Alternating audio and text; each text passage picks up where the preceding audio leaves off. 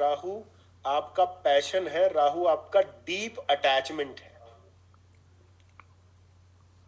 देखिए, राहु और केतु को समझने के लिए ना पहले इन दोनों की फिलॉसफी को समझ लेते हैं, उसके बाद चार्ट में इनकी प्लेसमेंट हमें एकदम समझ में आ जाएगी कि एक्चुअल में ये करते क्या है। राहु क्या है? राहु आपकी डीप डिजायर है। डीप डिजायर किस प्रकार की होती है? डीप डिजायर इस प्रकार की होती है जैसे आपने बचपन में किसी बच्चे को देखा खिलौने के लिए जिद करते या किसी भी चीज के लिए जिद करते। वो जिद ऐसी होती है कि बच्चा ये नहीं देखता वो कहां पर है, वो अगर रोड पे भी चल रहा है और उसको लग गया कि मेरे को ये चाहिए तो वो रोड पे ही फैल जाएगा कि मेरे को ये दिला कर, मेरे को तो ये चाहिए। वही राहु है। कहने का मतलब, राहु आपका जिस भाव में होगा उस भाव के प्रति आपकी जिद या आपकी जो उत्सुकता है वो ठीक उस बच्चे के समान हो जाएगी जिसको चीजें चाहिए, किसी भी हाल में चाहिए।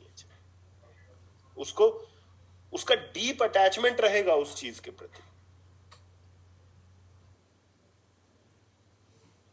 और राहु के ठीक 180 डिग्री कौन है? कौन है? केतु। मतलब डीप, यहां क्या था? यहां डीप अटैचमेंट था, वहां क्या है? वहां डीप डिटैचमेंट है।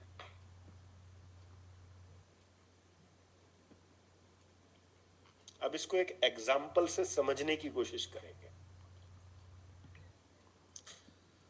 फॉर एग्जाम्पल, किसी का राहु 10th हाउस में है, केतु कहां होगा? जब राहु 10th में तो केतु कहां होगा? ऑब्वियस सी बात है, 4th हाउस में होगा। राहु 10th हाउस में है अर्थात ये व्यक्ति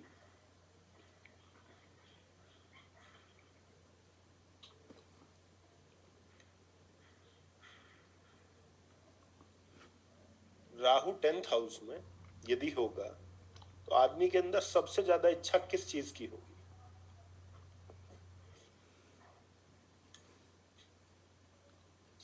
करियर की तो सबको रहती है, करियर की तो सबको रहती है, स्टेटस की होगी।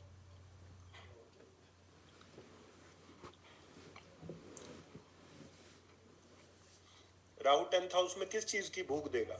राहु 10th हाउस में नाम की भूख देगा।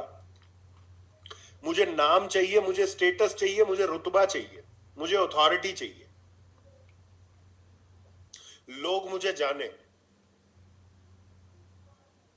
मेरे प्रोफेशन के अंदर मैं सबसे ऊपर रहूं। ये राहु होगा कहां? 10th house.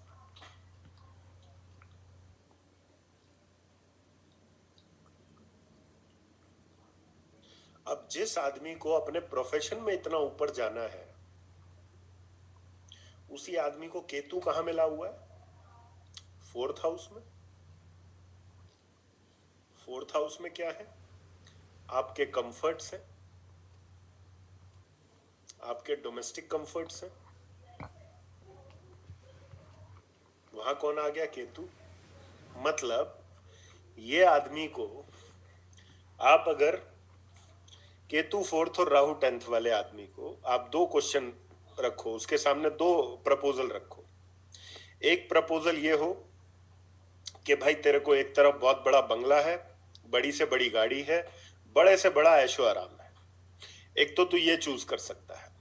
दूसरी तरफ तेरे को शोहरत मिलेगी, नाम मिलेगा, सब कुछ मिलेगा, लेकिन तेरे को डोमेस्टिक कंफर्ट से वंचित रहना पड़ेगा, लग्जरी से वंचित रहना पड़ेगा। वो किसको चूज करेगा? वो नाम को चूज करेगा। क्यों? क्योंकि उसकी डीप डिजायर कहां है? 10th हाउस में है। और डिटैचमेंट कहां है? 4th हाउस में।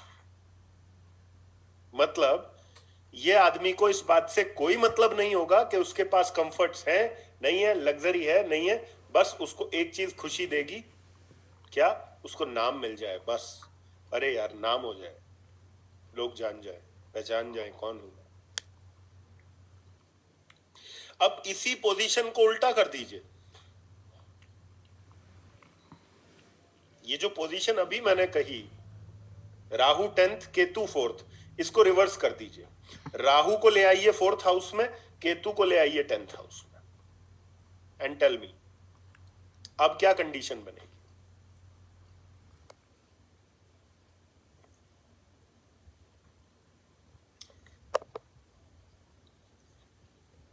अब कंडीशन ये बनेगी कि मेरे को बड़ी से बड़ी गाड़ी भी चाहिए, मेरे को बड़े से बड़ा कंफर्ट भी चाहिए, मेरे को बढ़िया से बढ़िया घर चाहिए, मैंशन, लेकिन बस मुझे कोई एक चीज के लिए ना कहे। किस चीज के लिए? तुम काम कर लो।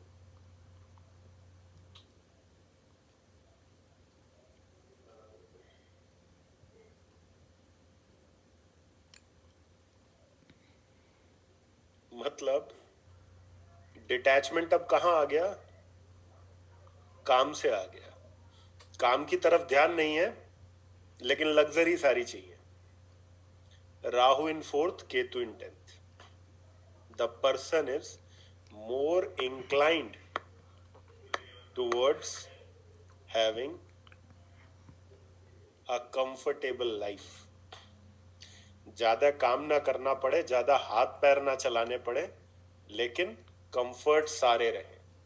This is Rahu in 4th, Ketu in 10th, and apart from this एक डिक्टम लिखिए। डिक्टम इन द सेंस एक सेंटेंस लिखिए।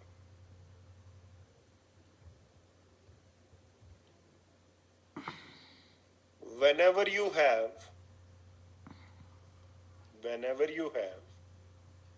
Saturn Rahu, Saturn Ketu, और राहु और Ketu in the 4th house,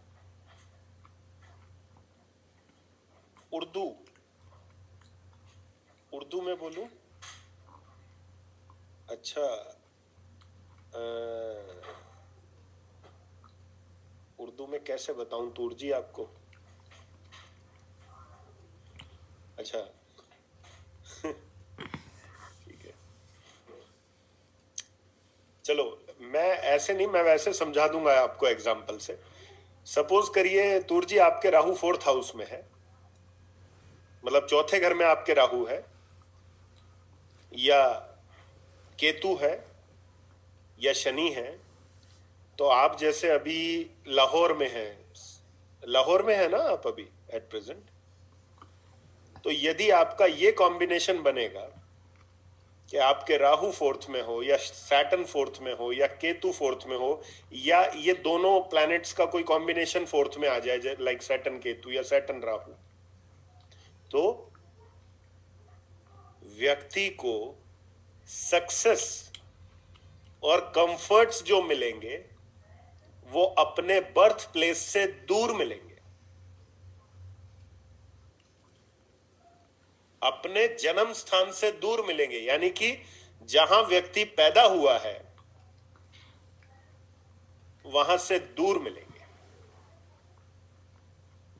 मतलब जब भी कोई व्यक्ति आपके पास कुंडली लेकर आता है और आपका अचानक से नजर उसके 4th हाउस पर पड़े और 4th हाउस में आपको मैलेफिक प्लैनेट्स दिखाई दें, specially Saturn, Rahu, Ketu, Mars, आपको क्या गाइड करना है कि भैया अपना जन्म स्थान को तुरंत छोड़ दो।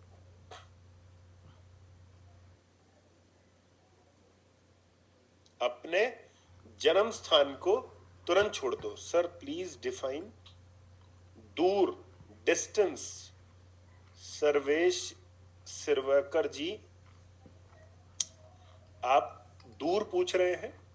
देखिए दूर से मतलब क्या है? दूर का अर्थ ये होता है कि मान लीजिए कोई मुंबई में पैदा हुआ है। अरे नहीं नहीं भाई, 80 ऐसे डिफाइन मत कीजिए। 80 किलोमीटर, 50 किलोमीटर, ये कोई स्केल नहीं बनाया हुआ। दूर का अर्थ ये होता है कि जहां जाकर आपको थोड़ा चेंज महसूस हो, आपको थोड़ा बदलाव महसूस हो। फॉर एग्जाम्पल मान लीजिए मैं दिल्ली में बॉर्न एंड बॉटम रहा मेरा, और मैं जाकर राजस्थान में चला जाऊं जहां पर थोड़ा सा मेरे को कल्चरल डिफरेंस नजर आ रहा है, गुजरात में चला जाऊं या महाराष्ट्र में चला जाऊं, तमिलनाडु चला जाऊं, तो जहां मेरे को थोड़ा सा कल्चरल चेंज लगेगा वहां मैं इसको दूर मान लूंगा। हाँ, अगर आप डिस्टेंस पर जाते हैं, लाइक कितना दूर, तो जितना ज्यादा दूर होगा उतना बेटर है, इसलिए हम उसको फॉरेन कंट्री भी लेते हैं, इसलिए हम फॉरेन कंट्री भी लेते हैं। इसलिए आप बहुत से लोगों को देखोगे, आप में से जितने भी लोग यहां पर राहु फोर्थ हाउस में लेकर बैठे हुए हैं ना, जितने भी लोग फोर्थ में लेकर बैठे हुए, वो देखिए कि अगर आप अपने जीवन में खुश हैं तो आप चेक कर लीजिए, आप अपने घर से बहुत दूर बैठे होंगे। कुछ तो ऐसा भी हो सकता है जो ऑलरेडी फॉरेन कंट्री में बैठे हो।